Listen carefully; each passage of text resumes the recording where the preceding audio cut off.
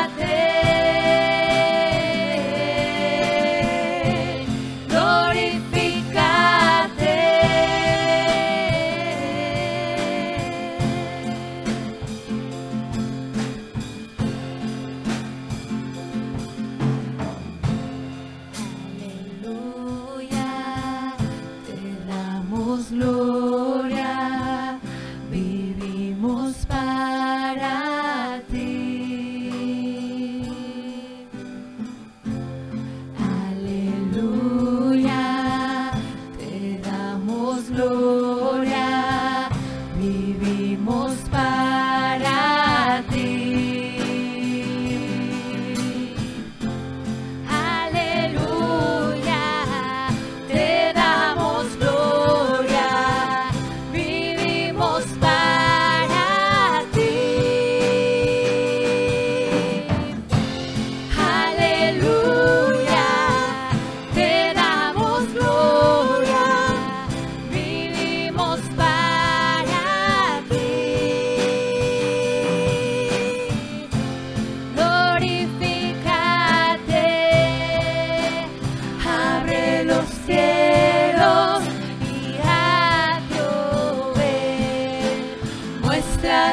gloria te queremos ver, y al adorarte exáltate, glorifícate, abre los cielos y haz llover, muestra tu gloria, te queremos ver, y al adorarte exáltate,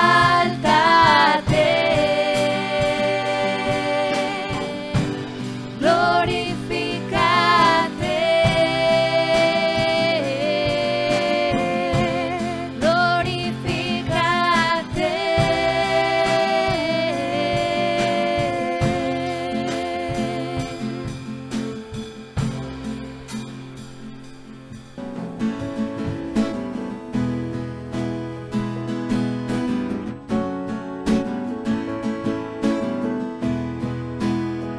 te llamamos sanador, restaurador, maestro, salvador, amante, eres dador, tu nombre grande es, redentor, libertador, eres rey, conquistador, oh Cristo,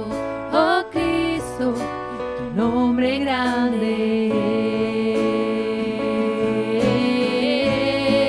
es, tu nombre es Cristo, resucitado Rey, alto y sublime, reinas con poder, solo en tu nombre, Dios, tenemos hoy perdón, te llamo Cristo, te llamo Cristo, tu nombre grande es, tu nombre grande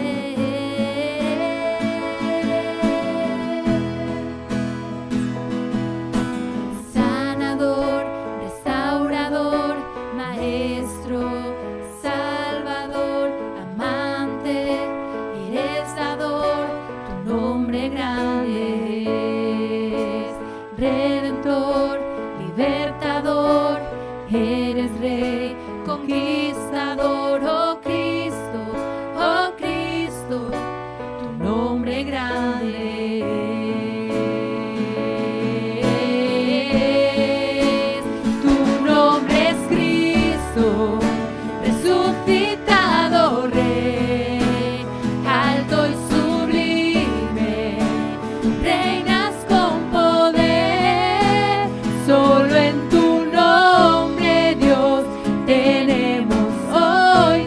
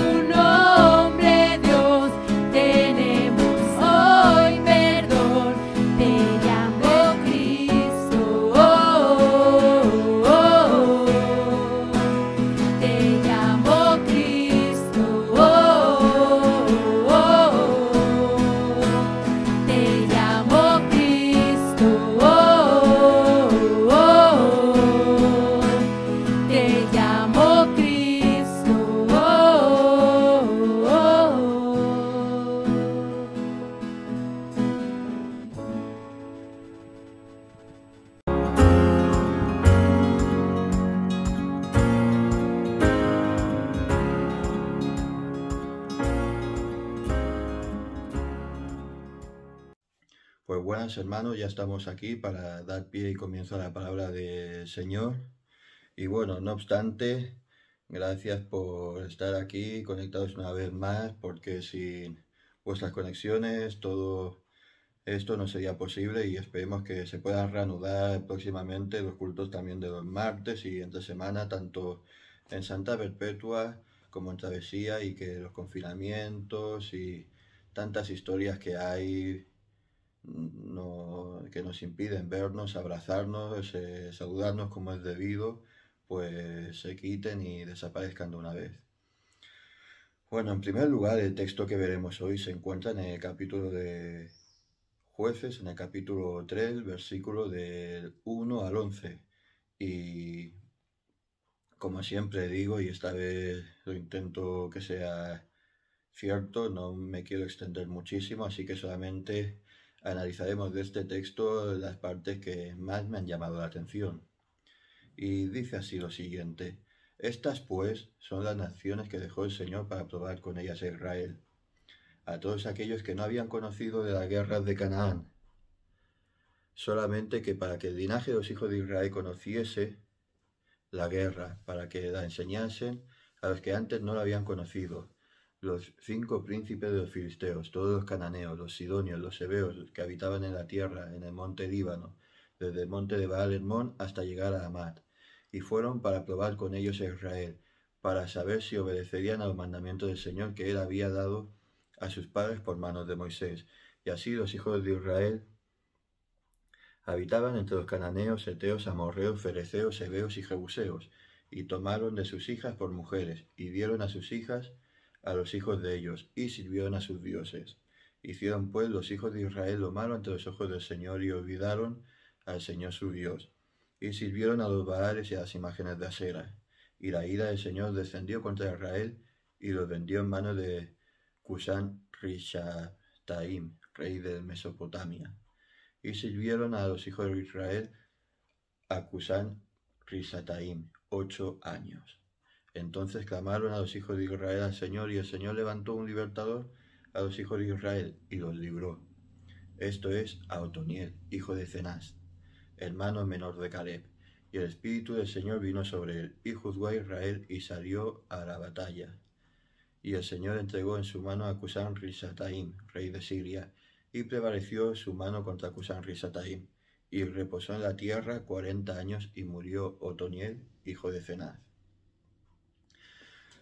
Recordaremos en el principio, antes de tocar los jueces, hablamos acerca de la muerte de Josué, y de cómo él antes de morir dio unas palabras de ánimo, de aliento, unas palabras para que se mantengan fieles al Señor y que recuerden en todo momento de cómo Dios les liberó de la esclavitud de Egipto para que no se apartasen, y también recordó que no se apartasen de sus mandamientos. Vimos también que con Josué conquistaron casi todas las ciudades más importantes, casi toda la plenitud de la tierra, pero no se conquistó la totalidad de la tierra. Y vimos que en el libro de los jueces se nos decía que Dios hizo así para probar a su pueblo, a fin de que el pueblo se supiese si de verdad obedecían a Dios o se apartaban de él y no obedecían al Señor. Quiero aclarar de que Dios, como solamente es Él, que es omnisciente, Él sabe todo lo que se le va a pasar. Él sabía en aquella época que tú ibas a tener estos problemas y que tú ibas a pensar de esta manera o de esta otra. Él no se le escapa nada de control, Él lo sabe todo. Entonces nos podemos preguntar por qué permitió el libro de jueces. Verás, el libro de jueces tiene muchos sentidos prácticos, tanto en tu vida como en mi vida, y también es un libro muy didáctico para todo aquel que lo lee, aunque nos llame la atención lo más oscuro del libro en primer lugar. Pero vemos que, para empezar, salieron de la depravación de Egipto, salieron de la esclavitud y de la decadencia moral que tenía el pueblo de Egipto, y al final se someten y acaban sometiéndose ellos mismos por voluntad propia a la decadencia moral de las tribus vecinas, y se someten ellos mismos voluntariamente a la esclavitud del pecado, a la esclavitud de los demás pueblos, desobedecen a Dios y se apartan de todo aquello que les había hecho de bendición. Y vemos como no es que el hombre esté oprimido en Egipto, es por causas ajenas de que el hombre rechaza a Dios y se olvide de él, sino que aquí veremos que el hombre es libre, el hombre vive en su tierra, y aún así, pudiendo vivir en paz y en obediencia a Dios, es el propio hombre, la propia maldad del hombre que se aparta de Dios. Por lo tanto, como dijo Ortega y Gasset de soy yo y mis circunstancias, entonces ¿qué libertad tiene el hombre? No es así, aunque las circunstancias, como en el libro de Jueces, eran buenas y ya estaban en su tierra, ya podían gozar de las bendiciones de Dios, es el hombre que, naciendo en un estado pecaminoso, se aparta constantemente y voluntariamente de Dios. Al final del libro veremos una y otra vez que dice la siguiente frase. Dice que no había rey entonces en aquellos días en Israel y cada uno hacía lo que bien le parecía. Y vemos que al final eso acaba siendo un clamor de todo el libro de Jueces, de que necesitan un juez, un rey que sea justo, que les gobierne, que libere al pueblo de la decadencia moral y tanto de las demás naciones como de ellos mismos. El libro es un clamor a un liberador perpetuo. Es una mirada puesta en aquella época a Jesús, a ese rey que tenía que venir, que tenía que liberar una vez y para siempre a su pueblo y dar paz y estabilidad a sus escogidos. Vemos que el libro también demuestra que Dios es amoroso y que a pesar de la depravación y toda la decadencia que sus hijos voluntariamente se someten una y otra vez, cuando el hombre cae y es arrastrado por el lodo y cuando se arrepiente vemos que ese arrepentimiento genuino que tiene es entonces cuando Dios sale a su encuentro y le levanta jueces que le libertan. Y esto también es aplicable a tu vida y mi vida y no hace falta que lo explique porque se sobreentiende. Vemos también el ciclo de los jueces una y otra vez tan repetitivo que lo expliqué en la última predicación y que aquí también vuelve a salir y volverá a salir más adelante, no os preocupéis, al final lo tendréis clavado en la memoria y os quedará también para análisis perpetuo vuestro de dónde estoy, en qué fase me encuentro y dónde espero no encontrarme. Y ahora veremos el primer punto de la historia y cómo acontece uno de los primeros jueces o cómo se presenta uno de los primeros jueces. Pero en primer lugar veremos un gran pecado, veremos la pérdida de la identidad como pueblo. Y el gran mal, como estuvimos viendo en los capítulos 1 y 2 de Jueces, empieza con la negligencia de los padres con sus hijos. Ellos tenían la obligación, según Deuteronomio 6, de transmitir la ley a los hijos, de instruirles en la palabra del Señor. Vemos el mítico Shema de Deuteronomio 6, que más bien en lugar de poner oye Israel, es escucha Israel, y esa escucha es una exclamación, es una escucha gritado. Vemos como por medio de Josué también dice obedece a la ley una y otra vez y no te apartes de sus preceptos. Y esto lo vimos que en un texto también en Jueces 2:10 que quizás se puede pasar desapercibido. Decimos que los malos fueron los individuos de estas historias y sí es verdad, los individuos de esta historia van a tener culpa de sus acciones, van a tener culpa de sus errores, pero también la culpa recae sobre sus tutores legales, sobre aquellos que Dios ha puesto como tuteladores de los hijos. Y aquí también vemos una gran lección, es que los hijos no pertenecen a los padres, los hijos son de Dios. Y Dios nos lo ha dado a nosotros para que les tutelemos y les guiemos bajo sus mandamientos. En Jueces 2, versículo 10, lo vimos y lo vuelvo a citar de pasada, pone, y toda aquella generación también fue reunida con sus padres, referente a la generación de Josué. Y se levantó otra después de ellos, otra generación que no conocía al Señor, ni la obra que Él había hecho por Israel. Y esto básicamente es el gran mal que se repetirá a lo largo del libro de los Jueces. generaciones que cuando viven en abundancia, viven en paz, se olvidan de Dios y no hay quien le predique. Vemos también como por no expulsar a las demás naciones y cómo así desobedecen a Dios cumpliendo el juicio que Dios había traído sobre las naciones cananeas después de 400 años de paciencia que mostró Dios con ellas. Vemos en el capítulo 1 y 2 de Jueces que hacen alianzas con ellos, hacen pactos con ellos, y ahora en el capítulo 3 es cuando vemos que les toca pagar el pato. Y vemos que empiezan a unirse con la mujer de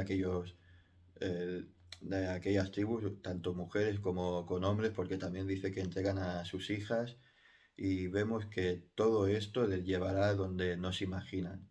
Que al principio intentan hacer esto pues para tener paz, para decir, oye, que somos abiertos, no pasa nada, pero todo esto al final les conllevará a la esclavitud, a la corrupción moral, de la cual habían estado deseando huir en Egipto y ahora les traería la corrupción y la muerte de muchos de ellos. Y es que desobedecer a Dios, pasarte los mandamientos de Dios a la torera, a la ligera por alto, aunque al principio pueda vivir bien y confiadamente durante unos días, unos meses o unos años, al final te vas a dar cuenta de dónde has caído, de lo inútil que eres y de cómo tú mismo has cavado tu propia tumba, te has metido en ella y ahora te están enterrando. Todo esto nos lleva a considerar dos cosas.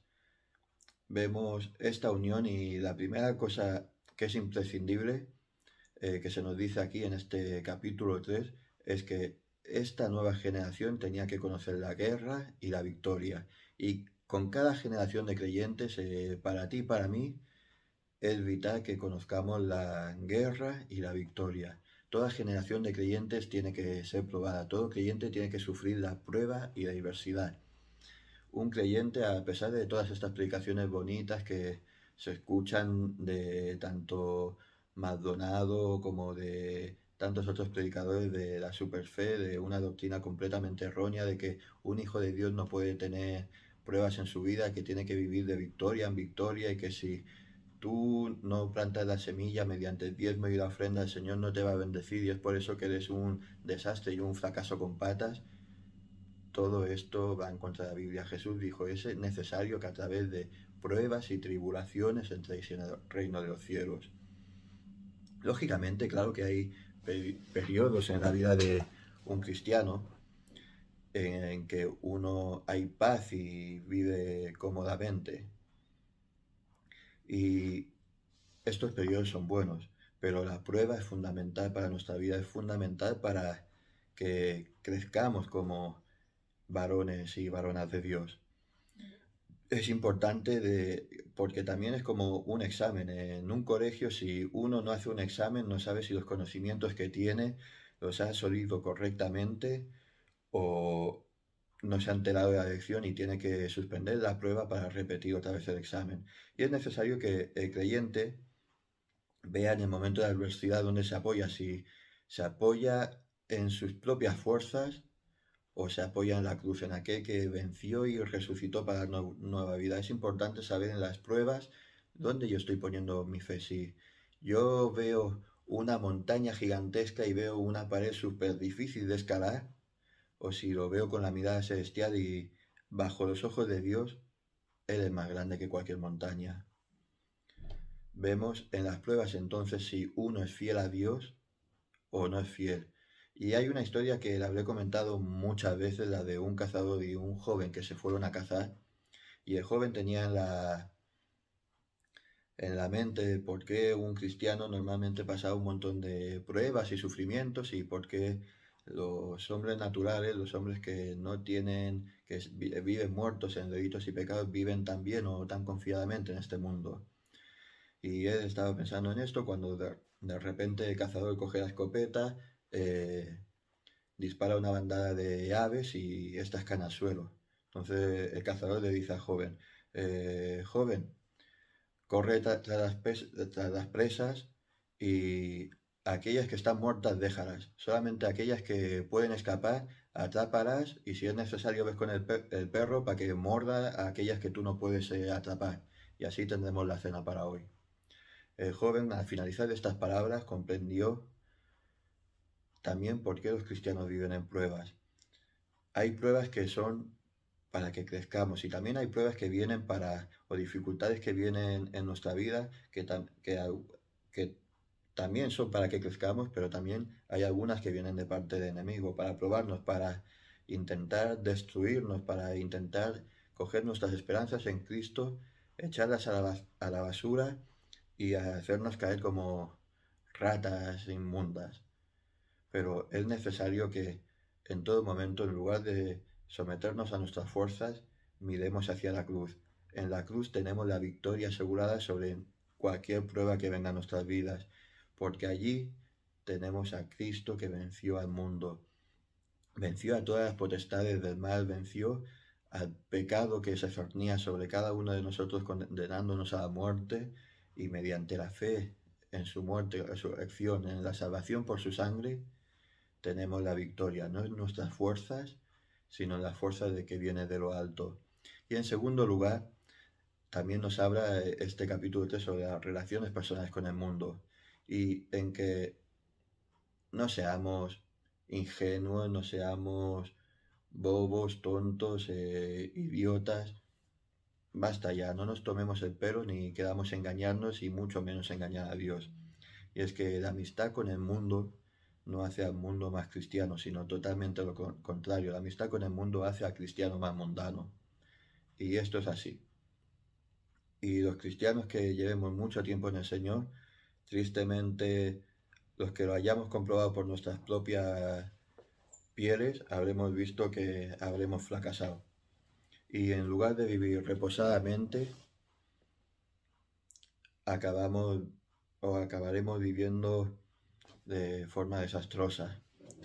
Vemos que Dios que quería que en Canaán viviesen con paz, y vemos como estos, al aumentar, al tener relaciones personales con las demás tribus, viven cayendo en la idolatría, viven en un pulso continuo, y además que tú y yo podemos, al desobedecer a Dios, al unirnos con el mundo, vivir en un pulso continuo con nosotros mismos y con Dios, también viviremos aceptando ese yugo desigual, sabiendo cada día que hemos desobedecido a Dios deliberadamente. No hablo en este sentido sobre parejas que sean del mundo, que uno se convierte y uno no es creyente, porque sobre ella ya dice el apóstol Pablo que por el testimonio de esos hombres y mujeres santificarán a sus cónyuges. Sino, volviendo al tema del yugo desigual, un creyente no va a traer bendición a la vida de un no creyente. No blasfememos, no digamos a la gente común, por favor, por el amor de Dios, oye, Dios te bendiga. No, porque Dios no va a bendecir a alguien que es maldito, no va a bendecir a alguien que pertenece al imperio de la muerte. Esto no es así.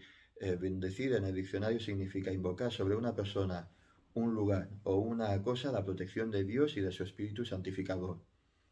La única bendición que le puedes traer a una persona que no es creyente es la bendición del Evangelio, las buenas nuevas de la muerte y resurrección de Cristo.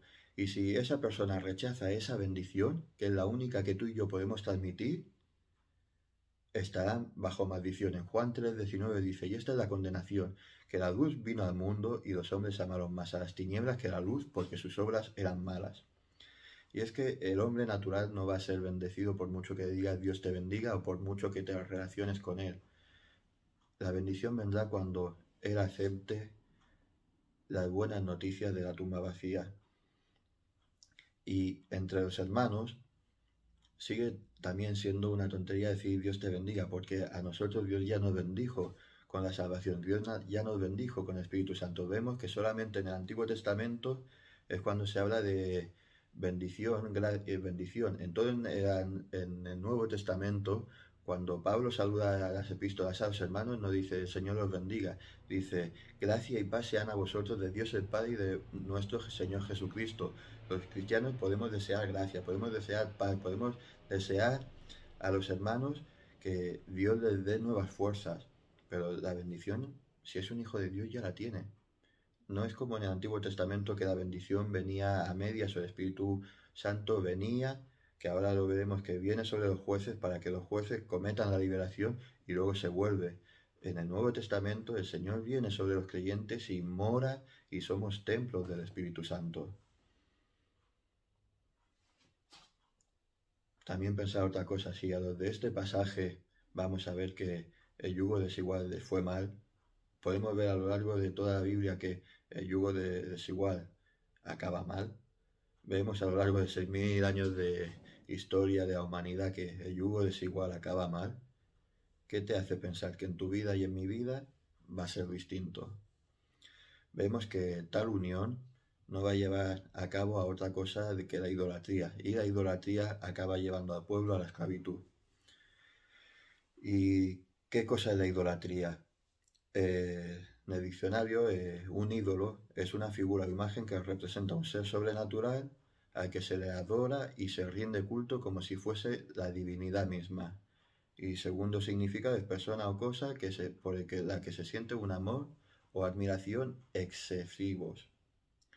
Por otro lado, un ídolo en nuestra vida es toda persona que se ponga en el lugar de Dios para ti o para mí. Es decir, podemos poner en el lugar de Dios lo primero de todo podemos poner a nuestro trabajo, a nuestros estudios, a las familias. En este caso podemos querer más a una persona que a Dios, sabiendo que esa persona, si no es creyente, va en contra de sus mandamientos, y podemos tener más amor por esa persona que por Dios mismo, que preferimos estar con ella antes que obedecer a Dios. Todo eso son ídolos que ponemos a nuestra vida, y la idolatría al final nos va a llevar a la esclavitud, al pecado y a pasarlo mal.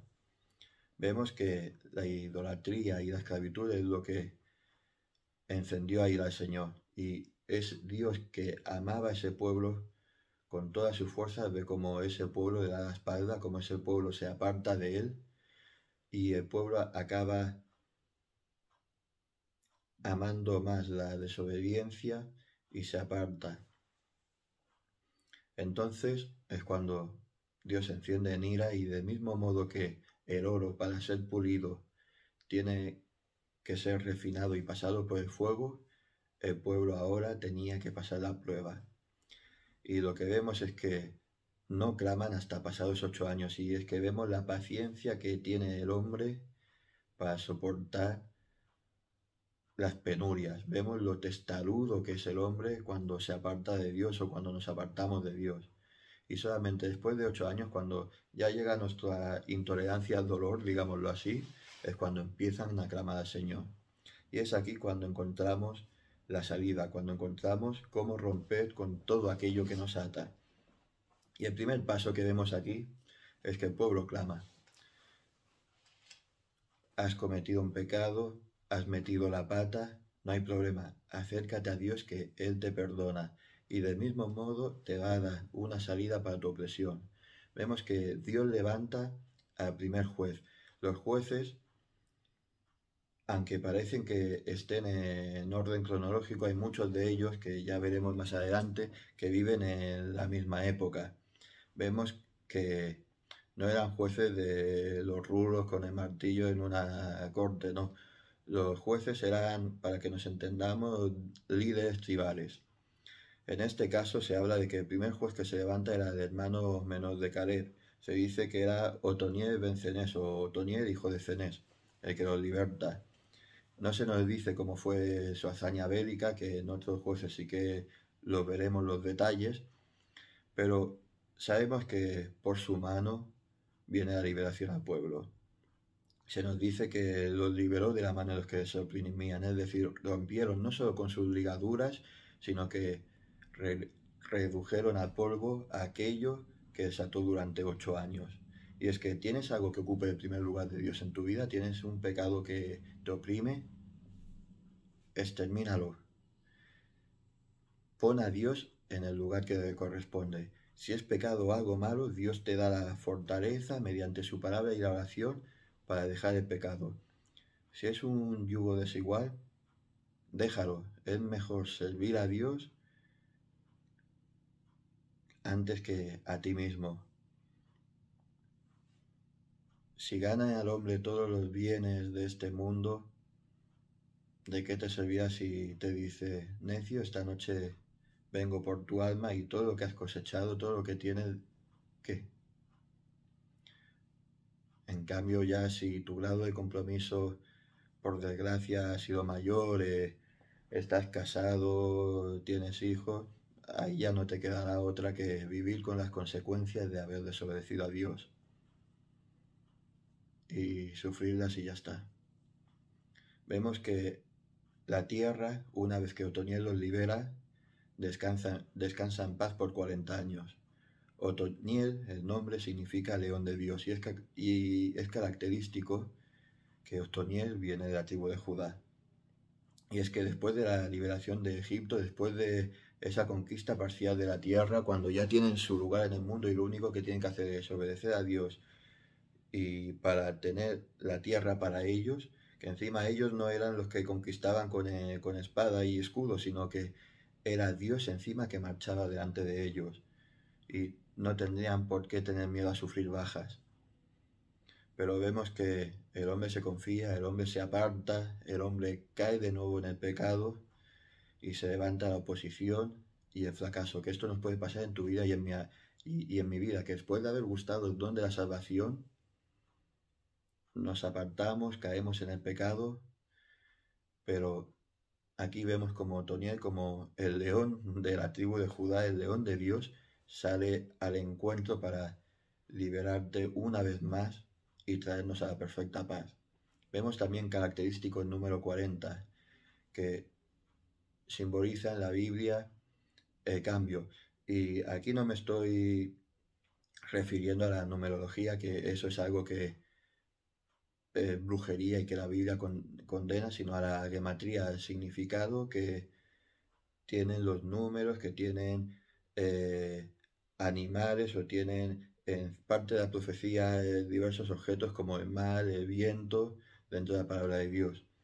Y el 4, la Biblia simboliza los puntos cardinales, la tierra, y el 10 vienen a ser los mandamientos de Dios, la perfección del gobierno. Y vemos, por lo tanto, que en esos 40 años viene la paz a la tierra. Vemos esos 40 también en los días del diluvio, como habría un cambio. Vemos como el pueblo pasa 40 años a través del desierto antes de entrar en Israel.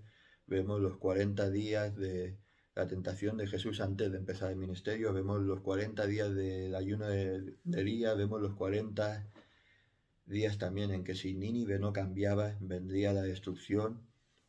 Y aquí vemos como después de 8 días de humillación, de estar por el suelo, Dios le da, mediante el león de Judá, un cambio y una liberación al pueblo.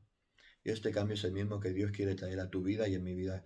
Solamente hay que aceptar a la persona de Jesús para que ese cambio venga a tu vida y la transforme completamente.